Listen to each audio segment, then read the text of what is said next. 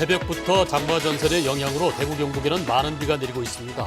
내일부터 태풍까지 더해져 더 많은 비가 내릴 것으로 보입니다. 대구 수성구청이 아파트 사업자에게 도로를 팔면서 시내 한중간에 있던 도로가 갑자기 사라졌습니다. 주민들은 반발하고 있습니다. 올해 초 포스코 포항제철소 산소공장에서 노동자 4명이 숨진 사고와 관련해 포항제철소장 등 10여 명이 형사 입건됐습니다. 지방의회 출범을 앞두고 한국당과 비한국당 기초의원들이 의장단을 차지하기 위해 물밑 경쟁을 치열하게 펼치고 있습니다.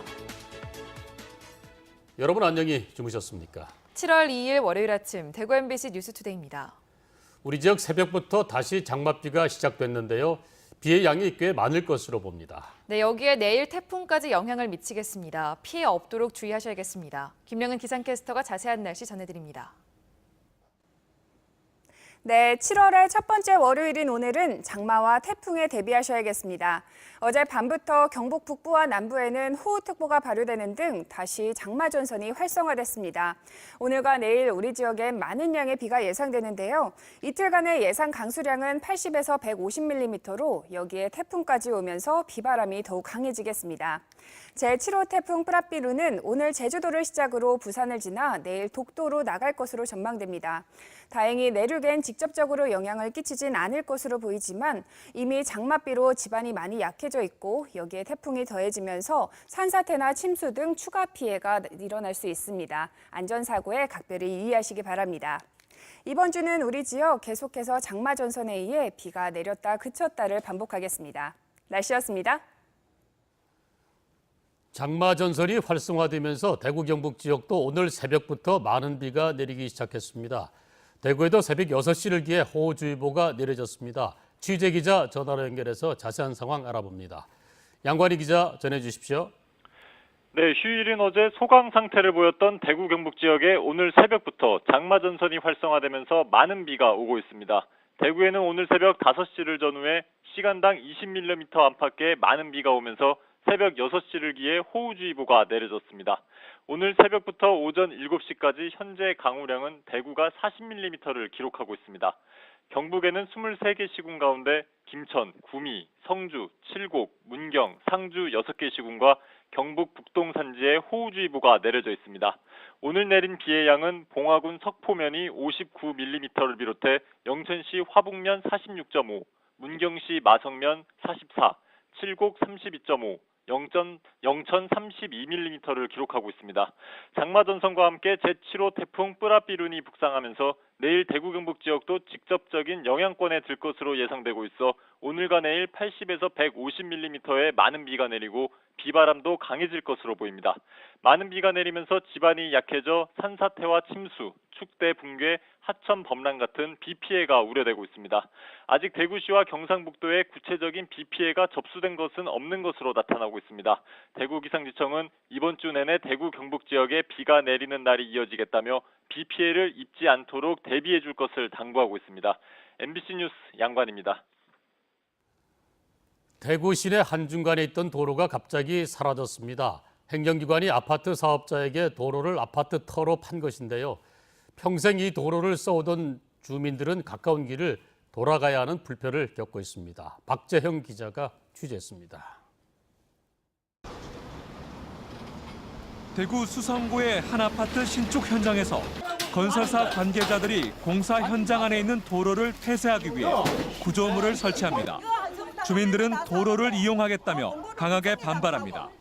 공사하기 올 위해서는 때까지 기다리란 말이야. 막아야지만 공사를 하잖아요. 중단하는 말이야. 그래 공사 중단해야지. 수성구청 소유인 이 도로 100여 미터를 비롯한 도로들이 얼마 전 아파트 건설사에 100억 원 넘는 돈에 팔리면서 이 같은 말썽이 시작됐습니다. 재개발, 재건축 아파트 건설 사업 지구에 편입되지 못한 원주민들은 수십 년간 이용해온 도로를 놔두고 돌아가야 하는 불편을 감수해야 합니다. 주민들은 구청이 도로를 사업자에게 팔면서 동의도 구하지 않았다고 주장합니다.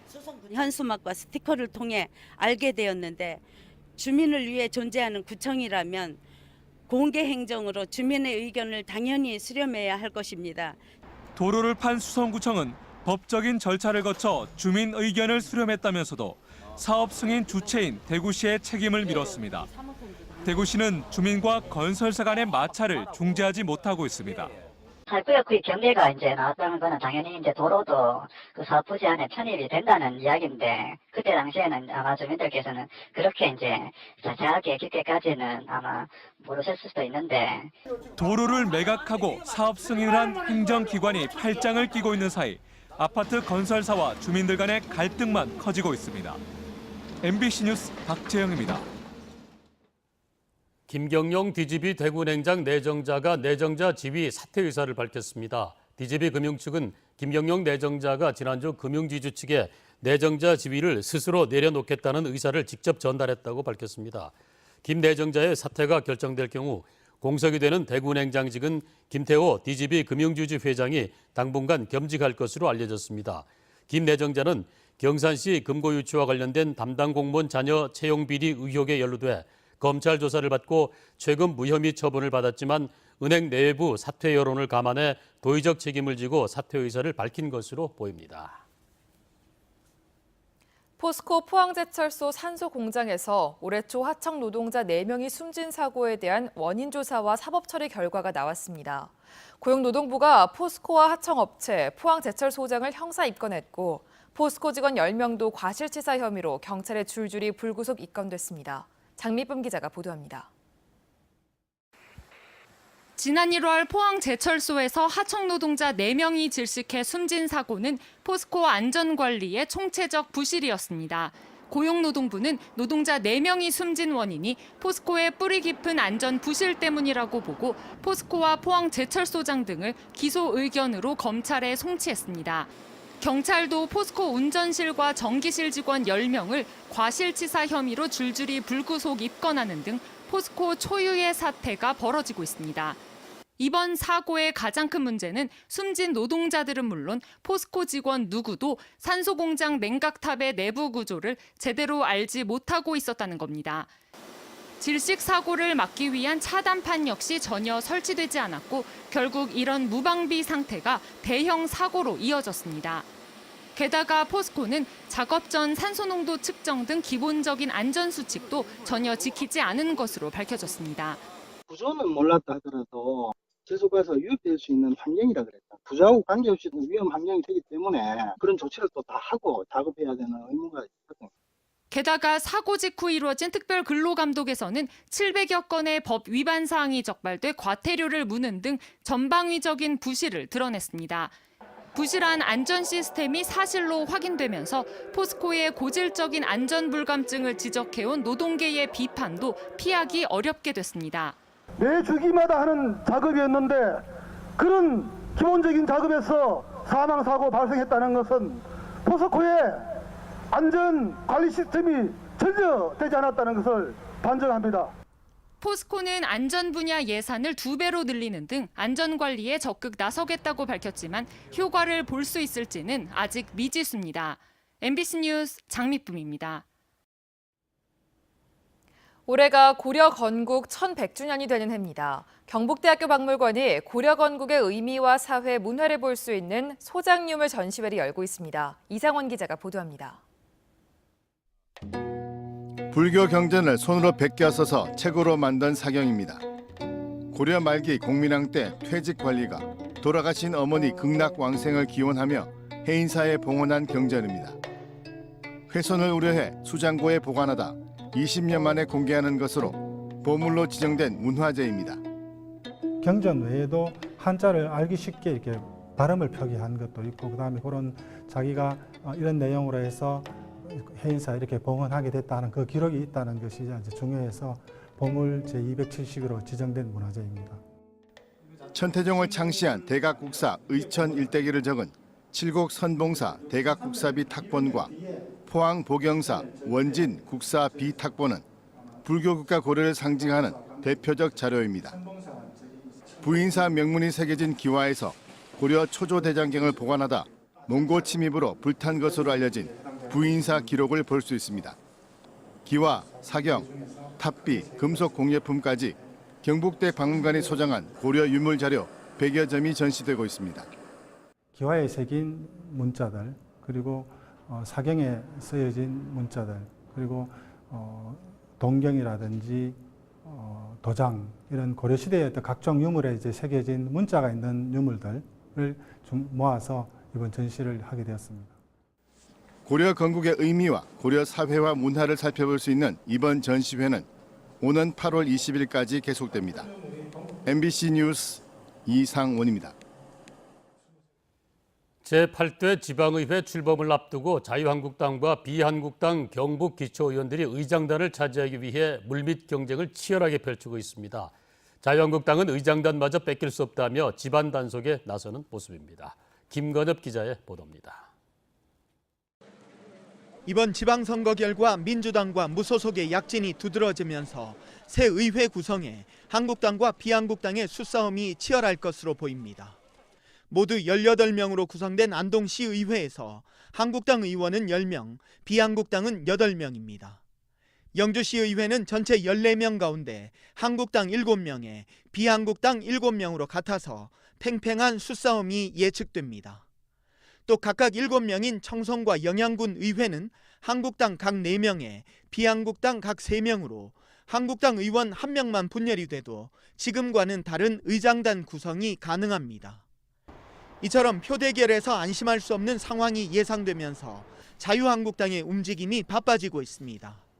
지역 국회의원과 당협위원장들이 직접 자당 출신 시군 다선 의원들을 대상으로 전 후반기 의장을 조율하는 등 교통정리에 나선 것으로 알려졌습니다. 하지만 민주당과 무소속 의원들은 의장단 선거가 후보자 없이 무기명으로 투표하는 만큼 특정 정당의 독식을 막고 민심을 바로 세우겠다며 벼르고 있습니다. 자유한국당의 숫자가 많다고 거수기 역할을 해서는 안 될 것 같고요. 민주당이나 바른미래당 그리고 무소속 의원들을 시민들이 뽑아준 이유가 있을 것입니다. 시민들이 정말 원하는 거를 저희가 할 수 있도록 노력하겠습니다. 이번 지방선거에서 민주당의 약진과 무소속 의원들의 선전은 기초의회의 변화를 바라는 지역민들의 열망이 반영된 결과이기도 합니다.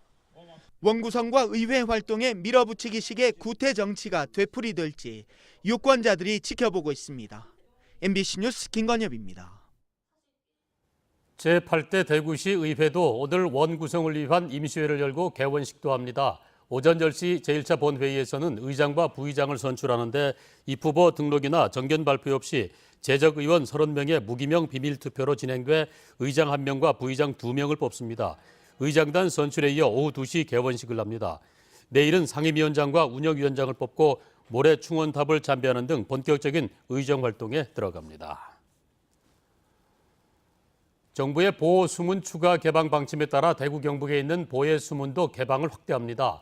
낙동강의 8개 보호 가운데 수문을 열지 않았던 낙단보와 구미보 7곡보 가운데 낙단보와 구미보는 하반기에 수문을 완전히 개방합니다. 7곡보는 다른 보의 모니터링 결과를 고려해 나중에 수문을 열지를 검토하기로 했습니다.